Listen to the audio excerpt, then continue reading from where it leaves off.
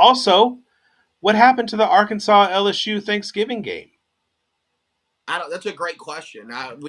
And like this year, it was played on a day where I wore shorts, and I was like, that doesn't feel right, and it's not coming back anymore. Like, it just feels like LSU and Arkansas should play the day after Thanksgiving.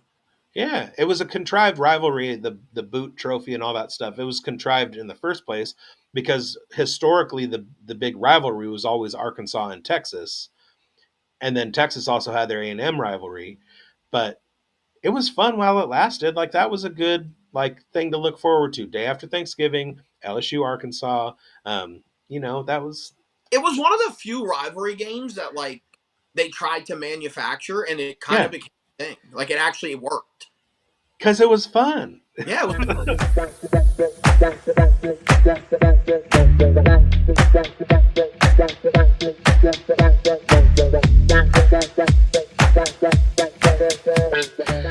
All right, so let's move on to some LSU talk. Um, First thing we're going to talk about is the first round of the draft. Now, there's a lot of hype for Malik Neighbors. He's my wide receiver two in the class, just behind Marvin Harrison Jr. I know a lot. There's some debate between Neighbors and Odunze. I like Malik Neighbors a lot better. And then Brian Thomas Jr. Brian Thomas Jr. There are a few programs out there. Ohio State with Egbuka and Harrison Jr.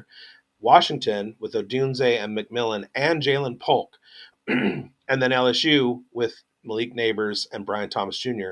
that have legit at least two first round good wide receivers coming out in this class. What are your thoughts on Malik Neighbors as a game changing wide receiver? Where would you like to see him go besides the Saints? Same with Brian Thomas Jr.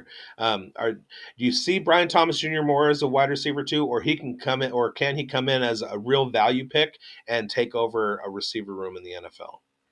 So for Malik Neighbors, yeah, I think he can be a game changer. My comp to him all year has kind of been Stephon Diggs. They play a very similar style. Um, a great landing spot for him. It depends on quarterback situation. Like a team like Washington makes sense. I like Washington for him. They got. I like Washington for him. I don't know where he's going to end up because I don't know where teams actually feel how they feel about Neighbors. Right. Now, I think the steal of the draft is going to be whoever gets Brian Thomas. I think Brian Thomas has legit potential to, in 5 or 6 years, be the best receiver in the class. I mean, he's a physical freak.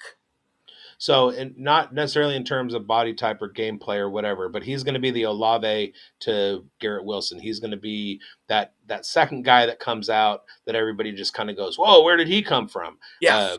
the Waddle to not Jamar, the Waddle to Jameson. I guess no, that was a different class.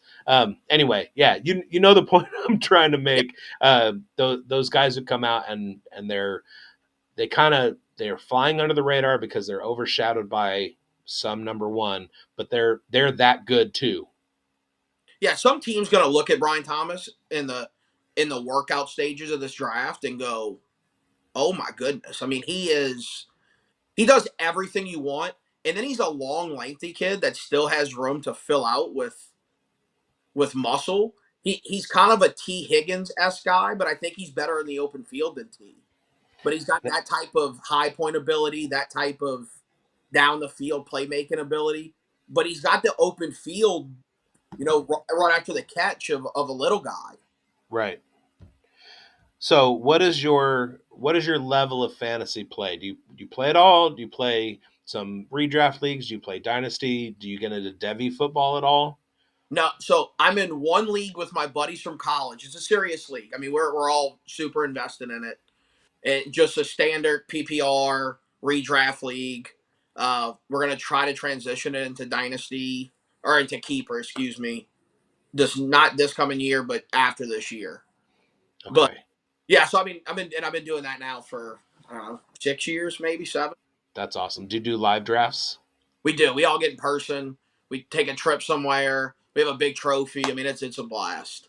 That's what the game is all about, is that camaraderie with the owners in your leagues.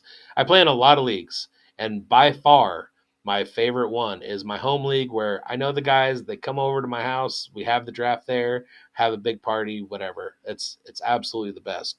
The other ones that I am in, they're fun, but it doesn't feel the same. And then I was in a tournament this year, the Scott Fish Bowl, and went to the live draft, and it totally changed the whole dynamic of interaction with the other owners and stuff. It was great. Now, I would recommend, if you're gonna, so my first recommendation is stick to the one league and just do that. Number one, you don't need the time suck. Number two, you don't need to, like, you're already degenerate enough with your content creation. Stick Yeah. with that. You don't need to be distracted by other shit.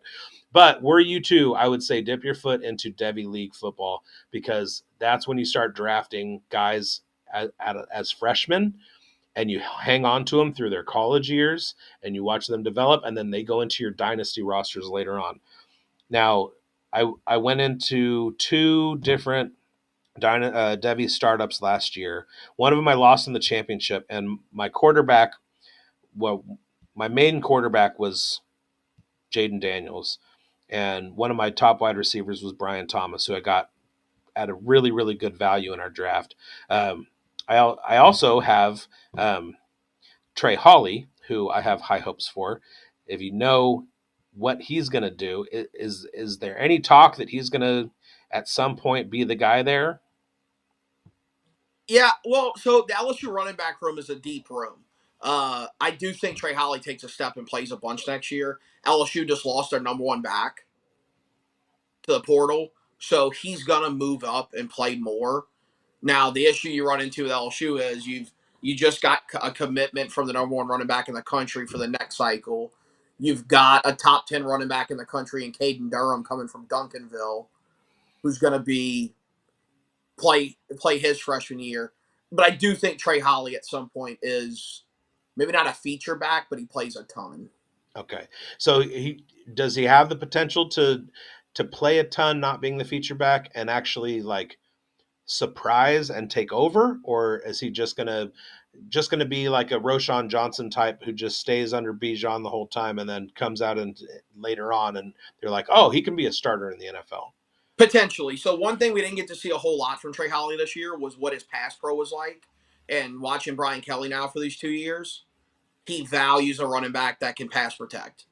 So if you can pass protect, even if you're not the best guy, you'll be on the field the most for Kelly. So if you Okay. get to see, he played a lot in blowouts, so you didn't really get to see a lot of it. It was against teams that weren't as skilled as LSU. So I would say if he can pass pro early next year, if you see that, I would be very, very, very excited about the future of him if he does that well. Okay. So now if they go out and they get a transfer, um, that's kind of gonna be out there. But give me the names again of the commits and the guys in the room already that have a shot next year for production. Just as a little extra for my viewers. Yeah, so next year returning for LSU, your lead backs are going to be Josh Williams. It'll be his 6th year. He's the epitome of a college football player. He's great at all the little things. Then the lead, I would say, production getter is going to be Caleb Jackson, who was a true freshman this year. He had a couple highlights. If you see it, he ran over a couple guys.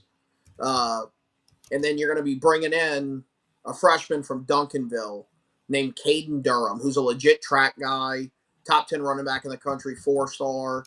I think he gets some reps. Trey Holly was the Louisiana Player of the Year his senior year, so he's going to get run. And then in the next cycle, he's committed Harlem Berry out of New Orleans, who's the number one running back in the country. Okay. So for those who play Devy going into your freshman drafts, look for Harlem Berry and Caden Durham. If you're doing a redraft in Devy, look for Trey Hawley, Caleb Jackson, and Williams. What was Josh it? Will. Josh Williams. Okay. Now, unfortunately, the age of Josh Williams is going to hurt his draftability in startup Devy leagues, just because what you want is some guy who's going to transfer and immediately be RB1. Like those are the guys that you want to hit on. So 6 year doesn't have really the draft prospect profile that we're looking for. All Caleb right. Jackson, the guy. If people are wondering, Caleb Jackson, his upside is high. He's a freak type athlete. I mean, he's a special type of running back. He can be very good next year. So if he's on your waiver wire or if he hasn't been drafted in your Devy league yet, look for Caleb Jackson. All right, now let's get to my guy, Jaden Daniels, former Arizona State quarterback, under the tutelage of NFL head coach of the Las Vegas Raiders in an interim position, Antonio Pierce. Jaden Daniels, NFL prospect. A lot of steam going into the last few weeks of the season. Kind of got overtaken by Michael Penix a little bit there towards the end just because of the playoff run. Uh, LSU defense didn't really help push the number one Yeah, offense in college. Where are you looking at Daniels? Is the Raiders have the 13th pick? I love Aiden O'Connell.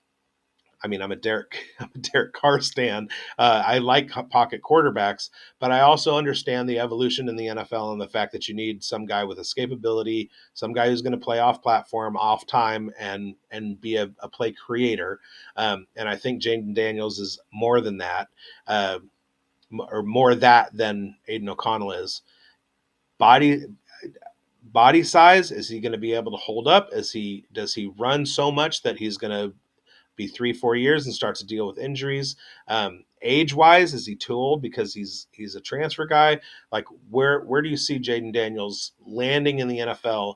And if you are the GM of the Raiders, do you trade up from the 13 to get Daniels, or is he going to fall further than that? You think? I think if you're at 13, you're going to have to go up to go get him. I think he's going to Okay. be a sixth pick. And I would say yes. If you're the Raiders, a team like that, that's currently actively going to try to get. Yeah, I think so. Because they only. I think one of the misconceptions with Jaden is because he's such an elite runner, is that he's an elite runner and a good passer. He was an elite passer this year. I mean, he was one of the highest rated throwers of the football. And Okay. that was really called. I believe the stat was 22 runs for him this year. Now he clearly ran it more than that, but I think it was like 21 or 22 called runs. He's an elite pocket passer as well as his escapability and mobility. Okay. So the in season hype was not unfounded. Like he is absolutely that good. Yeah, I think so. I truly believe so. And one of the things is, so if you watch the Michael Penix in the title game, once a team got him off of his spot in the pocket, he struggled. Right. Jaden was elite at getting off of his spot and still being extremely accurate with the football and still being able to process defenses and make the right decision. Okay. That and I got to watch that in my Devy league. I mean, going to the championship with Jaden Daniels as my quarterback, I watched his production every single week, just going, this kid is off the charts. Like he is destroying all of the Caleb Williams talk, all of the Drake May talk, all of the guys that were ahead of him. And granted, fantasy production is not necessarily completely correlated to quarterback ability. But as far as the points that he was putting up on the board in fantasy, it was so fun to watch him because I had holes and I had taken a shot on his value and it totally paid off for me. So I loved that. And I've been in discussions today about what the Raiders are going to do with the draft. Somebody posted their first mock draft of the year and they had the Raiders trading up to number 1 and getting Caleb Williams. And I'm of the opinion that there are not a lot of quarterbacks in the NFL that can come in and immediately change the trajectory of a team. And I've posed this question to a bunch of people today. Name one top 5 quarterback in the last 5 years who has done that. And there is one on that list, and that's CJ Stroud. There are caveats for everybody else. But you look at from Trevor Lawrence to Bryce Young as the number one, like it just doesn't happen. You have to have a team around that quarterback for him to succeed. You can't just be a shitty ass team, grab some guy with upside, and hope that it's going to change anything. So I don't necessarily think that giving up all of that capital to go get Caleb Williams at the number one is going to do more to help the Raiders than maybe sitting back a little bit, building that team, the defense, and the offensive line around a guy like Aiden O'Connell who can win games in the NFL. Mhm. I'll tell you this with Caleb Williams, kind of, and I don't necessarily agree with your Pat Mahomes take, but Sure, it's controversial. I do think that take holds true for Caleb Williams. I don't think he makes guys around him better. I think people are enamored with him throwing from different arm slots and the creatability in the pocket. But I watched him a ton this year. I mean, I watch college football a ton. He struggles at times to read defenses, and he often just throws the ball and trusts his arm, which scares me as an NFL prospect because that doesn't work all the time. Right. And I'm not sold that he's this no question he's the best quarterback in this draft. I'm not sold on that idea. Well, the last time we saw somebody who was the consensus number one, he turned into Jamarcus Russell. And no, I'm kidding. I just wanted to throw another LSU name out there, just for good content. But similar arm type stuff. Like similar can do freaky stuff with the arm. Yeah, Like but similar now I don't think they're similar guys, but Jamarcus could do freaky things with a football in his hand. he could throw the ball 85 yards. It was Just crazy. flick the wrist and it was a dot. So kind of like in Bull Durham, you got $1 million arm and a 10-cent head. Um, Not Yeah. to say that Caleb Williams is a dumb guy or you know what I'm saying. No, and look, and I think there's a world that Caleb Williams is a very good NFL quarterback. I just get worried watching a guy like that and going, do you trust your arm too much? Because NFL defenses are going to be better than Pac-12 defenses or better than Notre Dame, who you struggled against. It, Right. they're going to have more speed and more intelligence on the back end. Your arm, you have to be able to process defenses in the NFL. And you certainly see it with a lot of really young quarterbacks who think I can put this ball into a space and it absolutely backfires. One of the prime examples, former Louisiana native Peyton Manning, dude was an interception machine his rookie year because he had always been able to live off his arm, and he couldn't do that in the NFL. And that was one of his biggest teaching moments, was that rookie season, learning I can't just get by on the fact that I can put a ball in a window. I have to do more than that. Which leads me to one of the things I wanted to ask you about his nephew. Um, because watching Arch Manning in high school, I saw him do some things that I've never seen from a high school kid. There was one game that was nationally televised, and he is rolling out, uh, rolling out of the pocket, rolls to his left. His tight end is coming across in the end zone, and he turns while he's moving this way and just flips the ball out and put it an absolute laser beam right on the hands of his tight end. And I was like, that's an NFL throw. The kid is 16 years old and he just made an NFL throw.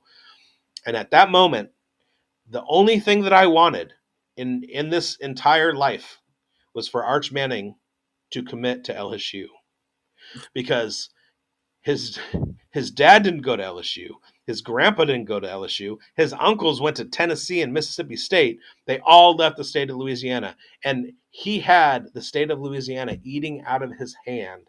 And he goes to fucking Texas?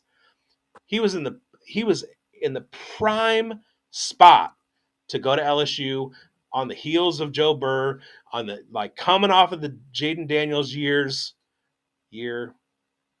and take over that entire state and win LSU a championship for his home state. What was he thinking? I don't think LSU ever even crossed a mind. I You know, don't think they did much to recruit him either, but the Ole Miss in the family plays a factor in that. I mean, there's a rivalry there that's not nationally known, but there is a lot of animosity in that rivalry, and I just think that was never going to happen.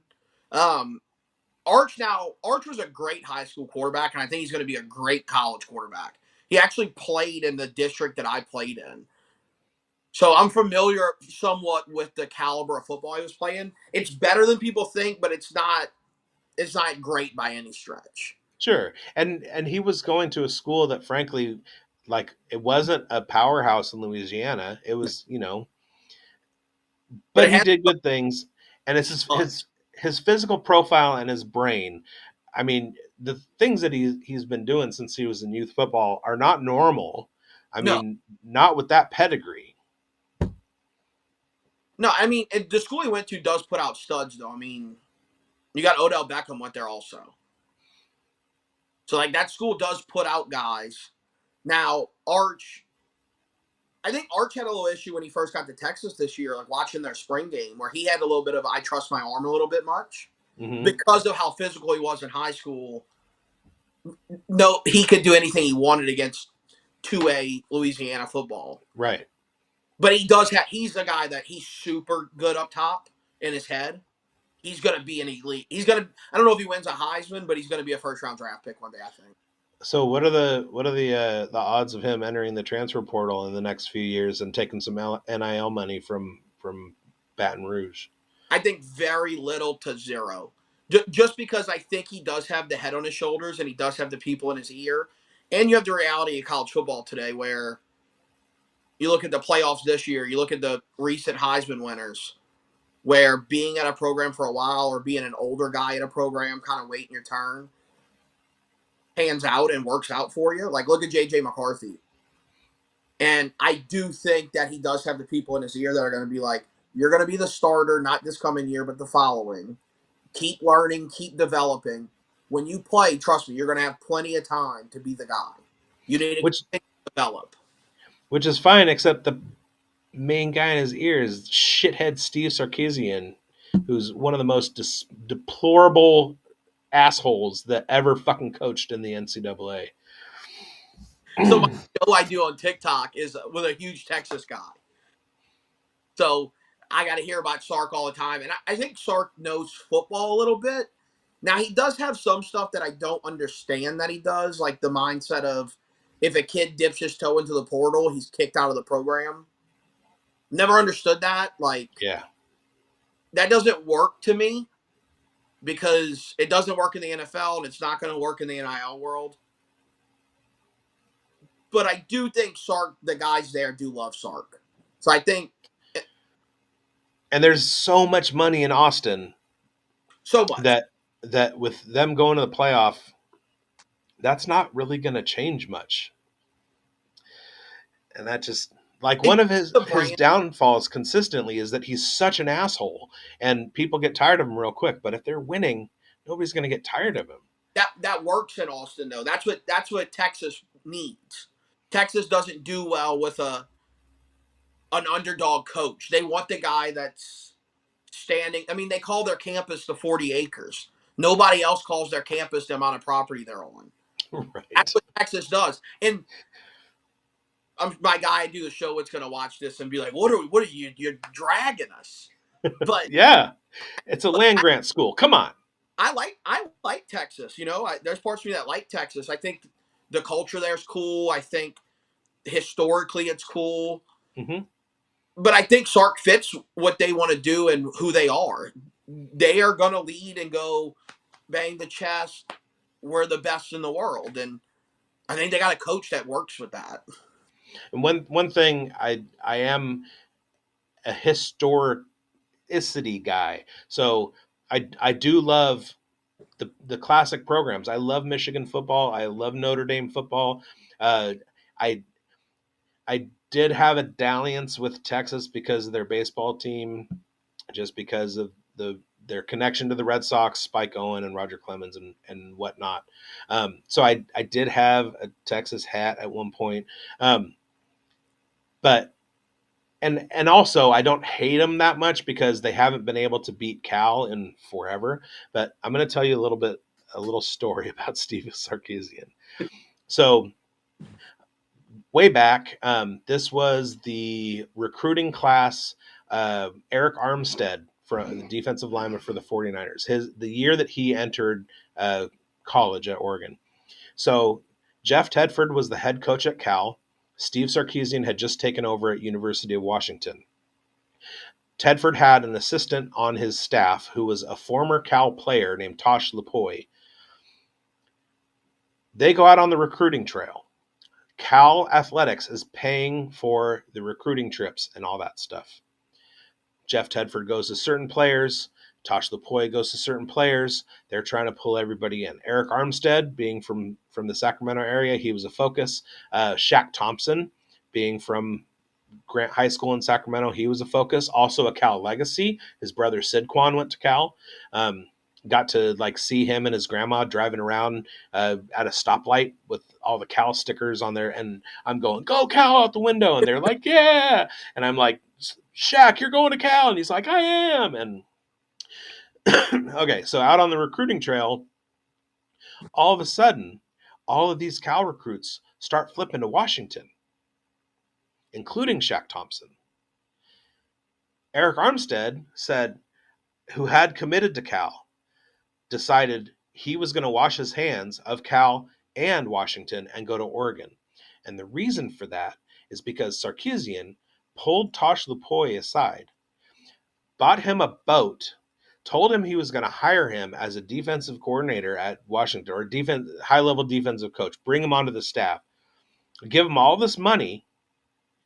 And he had Tosh Lupoi, when Lupoi was on his recruiting trips for Cal, convincing players to go to Washington as a representative of the University of California, Berkeley. That's Steve Sarkisian. If you're not cheating, you ain't trying. He's such a piece of shit. That's but there's a part of the world where that's just kind of college football. Now Absolutely. now they do it on top of the table. They kind of show the world. They used to just do the same stuff on the table. Yeah, you gotta appreciate and respect the piece of shittedness that it takes to do that. And I blame Lupoi more for taking the carrot than Sarkisian for dangling it. But goddamn, what an asshole! Yeah, but again, that works at Texas. That works for them. They're like, "What by any means necessary." Right. Okay, so quick question before we get into this last bit. Cajun gumbo, Creole gumbo. What do you I got a pot of each. What are you scooping first? I'm a chicken and sausage gumbo guy. I'm not a huge seafood gumbo guy. Love seafood, don't love it in my gumbo. I'll put it that So chicken, sausage, okra, way. Yeah. no tomatoes. No tomato. I'm not. All right. I don't think tomato goes in gumbo. I don't think tomato goes in jambalaya. None of that. I think you keep that. That's a separate deal. Just put You're that. Cajun all the way, no Creole stuff for Yeah. you. Keep my All tomatoes out of my gumbo.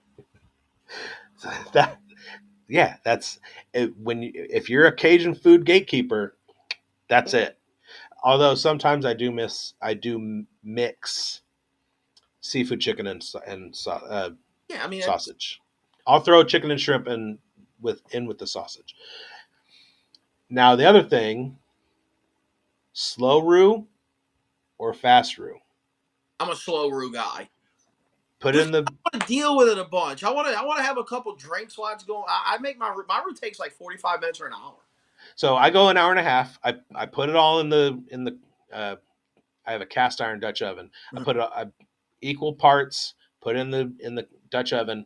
I stick it in the oven, 350 degrees. Stir it every half hour. 90 minutes later, perfect brick red, ready for the veggies to go in. It's the best thing. Gumbo is my favorite food on the planet. Period. Really? Yeah.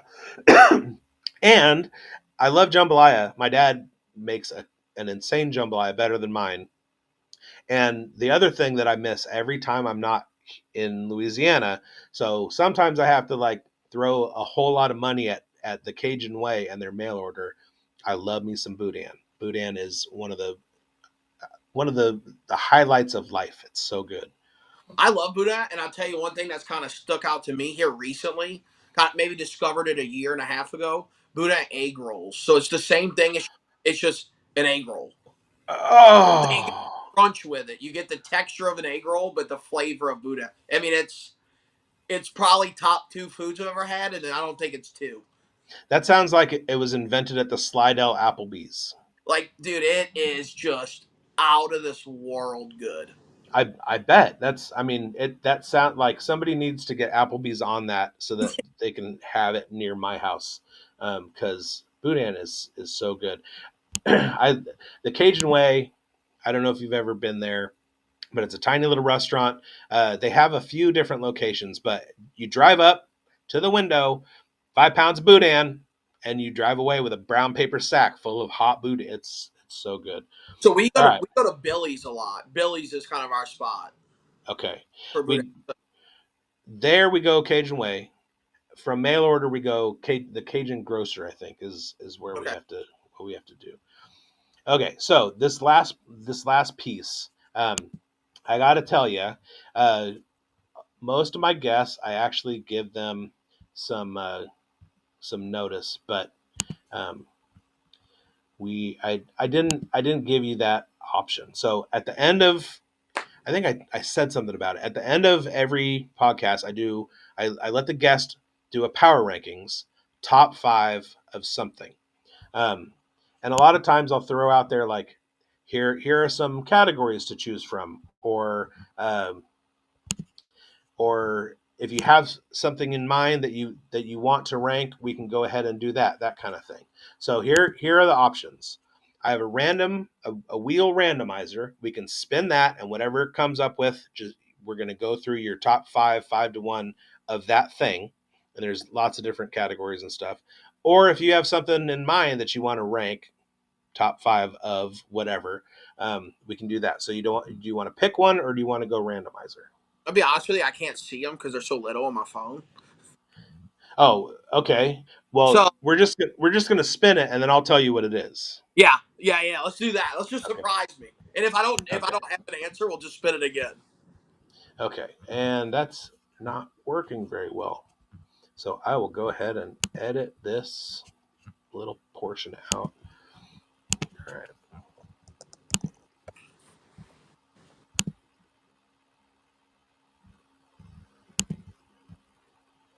I'm excited about this. Yeah. So when I started the podcast, what I would do is like give people options, and what I found is even more fun is now springing on them at the very end. So I'll mention it when we're first talking, and then I don't give them a chance. Okay. Yeah, I like that better. I want to be surprised. I want to just have to go off the dome. It's fun. All right, so your options are going to be bands, pizza toppings, middle names, video game franchises, movies, stand-up comics, movie heroes, Thanksgiving foods, uh, foods in general, TV shows, movie villains, burgers, annoying songs, ethnic foods, and we're going to go with Buddha Cheese's top 5 annoying songs. Annoying songs. Annoying songs. That's a tough one. That's not one that's like right off the head. Uh, all right, so top 5 annoying songs. What songs do you hate the most? I'm You going just like 5 to 1, right? 5 to 1. 5 to 1. You hear it on the radio, you turn it off immediately, like, or I you gotta. hate somebody because they like them or whatever. So I'm gonna go 22 by Taylor Swift as my five. Okay. Now, are you a Taylor Swift hater or just that song? No, so I'm not a Taylor Swift hater. I'm a I'm a Swifty hater, not a Taylor Swift hater. So Got it. the Okay. thing where it's like too much for me. Fair enough. Now, after my Christmas present to myself, after the Christmas Day shellacking in Kansas City, this shirt came out. It was a graphic that was made. And you know the meme where it's the guy and his girl and they're walking down the street Yeah, and the guy's looking back at somebody else and the girl's like, "What?" And it's that. Only it's Taylor Swift looking at Max Crosby and Travis Kelsey going, "What?" So good. My favorite shirt of all time. So now I have a Taylor Swift shirt, only it's because Max Crosby is and I a have to be stud. I have to be upfront about this. I did watch the Eras Tour movie, the 3 hour. Okay. I did see it. There's nothing wrong with that. I, Good music is good music. It doesn't matter who it is, and you don't have to like the fan base. I love me some Dua Lipa. I love me some Britney Spears. I love me some Katy Perry. The Firework Techno remix is like it bangs so hard, and I go. First time I ever heard it, I'm playing baseball in Alaska, and it comes over the speakers at the stadium we were playing in, and I was just like, what is this? It was nice. All right, so Taylor Swift number 5. What's your number 4 most annoying song? it's gonna be Marvin's Room by Drake, just because I heard it so much back in the day that I just don't want to hear it anymore. Like it just nothing against the song. I like the song at first. Now it's just I've heard it too much. Now, have you ever had a friend or a closer friend or a partner, whatever, that was the kind of person who wasn't like put on a Spotify playlist and hit random, put on a song and hit repeat and hit repeat again and hit repeat again and hit repeat again. Yeah, You know people like that? yeah. Those Too many, people can fuck off a bridge. too many people like that. I don't understand it. You heard the song. Move along to the next one. Oh, just it'll play it. Just it'll be 15 minutes straight, same song. There's no better way to make me hate a song that I absolutely love than to hear it too many times. Same, same. Yeah. Let's see what number three is. All right. Number 3. I know what my number one is, so I've got 3 and 2. I've got to Okay. decide. I got to solve here. That's the easy one. It's the first thing that comes to your mind. Yeah, number one, I know for a fact what it is. Number three,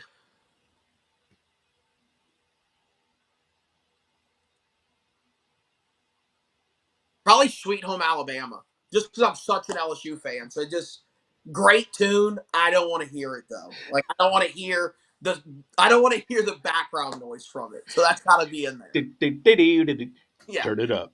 I just don't want to hear the Alabama fan base. Like I that I do have to say though that in all of the years that and I'm an old guy, in all of the years that I've been listening to music, one of my favorite parts of any song I've ever heard is in Sweet Home Alabama when he says "Turn it up." I I, I oh, it's fucking a love great. that every time. Look, I'll get on record saying it's a great song.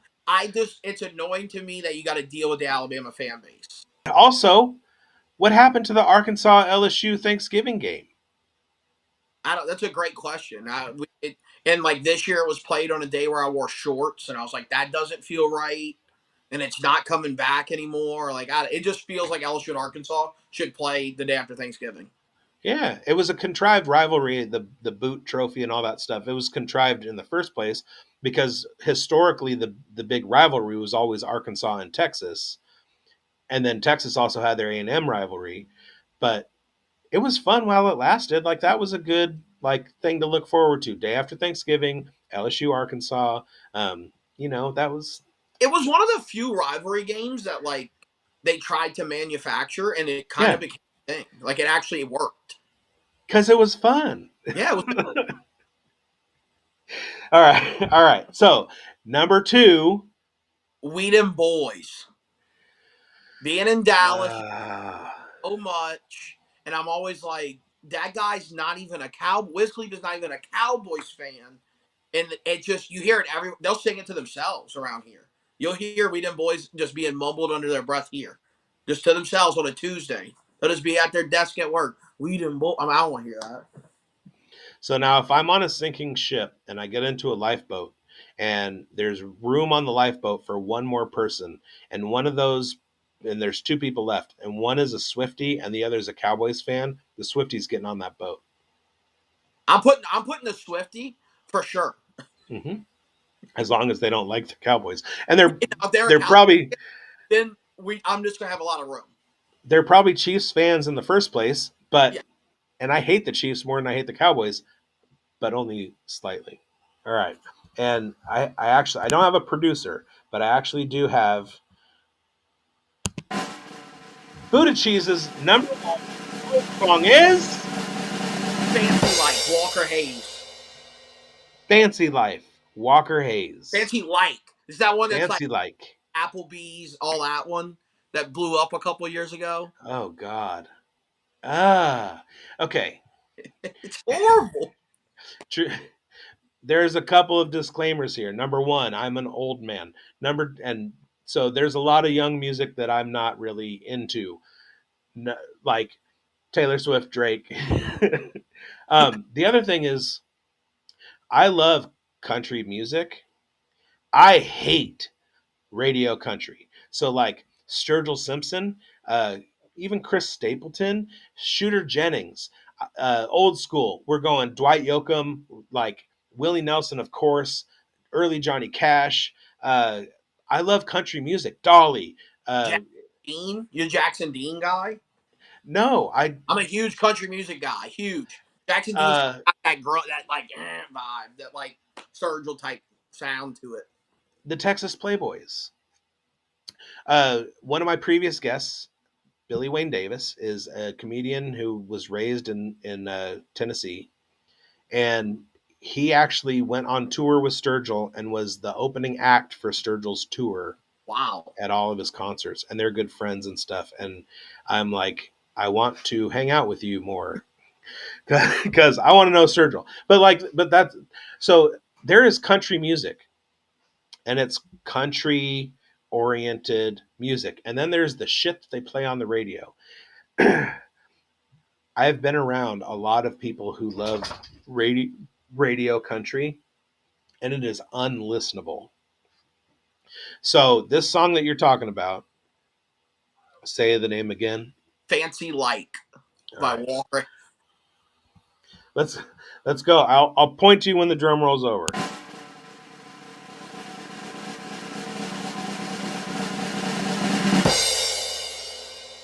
Gross. We did that wrong. Okay. What am I? I'm sorry. I'm retaking your saying So Fancy fancy like, Like. Okay. yeah. I So got that. I'm gonna. All right. So I don't have a producer, but I do have a drum roll. I'm the producer. But Booty Cheese's number one most annoying song is Fancy Like. Fancy Like by Walker Hayes. Walker Hayes. Horrible tune. Worst tune of Uh, Worst tune of all time. There's a lot of contenders for worst tune of all time in the country music landscape. So Um, I'm not a radio country hater. I love country music.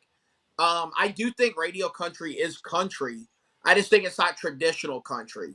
But I think at some right. point anything we consider traditional country at some point was hated and was radio country at some point. It was on the radio, but when catchphrases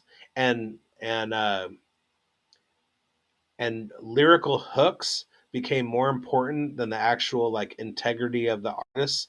Um, there's a lot of stuff out there about how uncountry Jason Aldean is. Mhm. There's a lot of stuff out there, like uh, going back a little bit further. Tim McGraw, he was born in Vallejo, California, in the Bay Area. His dad was a major league pitcher. There was nothing country about Tim Yeah. McGraw, right? So there's a lot of inauthenticity in country music, and when there are certain themes in the genre that become more important than, you know, Willie Nelson, dude's country as fuck. When it's not important anymore, that's when the music kind of goes sideways. It all started with Garth Brooks. That's when everything really started to go downhill. It became pop music, and I just, you know, there might be some good stuff out there, but I pine for the days when it was like actual, like, you know, Nashville folks and shit You like got to that. remember though, like when Willie and them were first getting going, I mean, they were hated. I mean, that was considered like not pop, but I mean, it was considered like not country music. They were outlaws. Yeah, and I Yeah, do think there's a world existing right now with another crew that's kind of making that same wave. It just sounds different, so people are right. like, hate it. It's disgusting. Well, and there's also the difference. So you have like the hee haw people were totally different than the outlaw boys like Waylon and Willie, and Johnny and whatever. And then now you kind of have the same thing. Like you have like the pop people on the radio versus the shooters Sturgill Simpsons of the world and stuff like that. So Yeah. yeah, it's always going to be that way. But Always, forever, and always. It'll be that. it's sad sometimes. All right, so that puts us at the end of the show. It's a long one. It's a long one. Buddha Cheese, it was absolutely incredible to have you. I hope to have you back. I'm going to be like running through all my guests. Once I get through this list, I'm going to start bringing people back, and I'd love to have you talk about maybe some of the post draft LSU stuff or post combine stuff. Something in the next couple months. I'm going to keep following you on Twitter. I love the content. Keep pushing it out. And I appreciate you having me. It's been a blast. Yeah, We had talked about an hour and we went almost 2, but I mean, yeah, I had a blast. yeah. That I mean, Saints fans and Raiders fans can come together. Yeah, That's what we've proven. I don't. That's what I want to tell Raiders fans. I don't want the hate. I don't want the rivalry. I like the Raiders. I don't want this. I just want to move on and let's have a good next football season where Derek Carr plays great. Y'all draft Jaden Daniels, and everybody can just high five and love each other again. Oh, imagine that. Now, I will say there is so much toxicity on Twitter that I can't stand Raiders fans. Oh, I have So, one of the two separate, just like there's separate sides of Saints fans. There's definitely two groups of Raiders fans. There's two. yeah, there's those of us that think, and those of them that react and just spew bile. It's disgusting. All right, so everybody, thank you for coming into the Burn from the Fantasy Burn Studios in Northern California. My guest has been at Buddha Cheese. Find him at BOODACHEESE on Twitter and TikTok. Follow his content because the dude is funny and he's going to be blowing up. So hopefully he'll let me tail along a little bit. With that, thank you for coming in, Buddha Cheese, and the rest of you, I hope you win.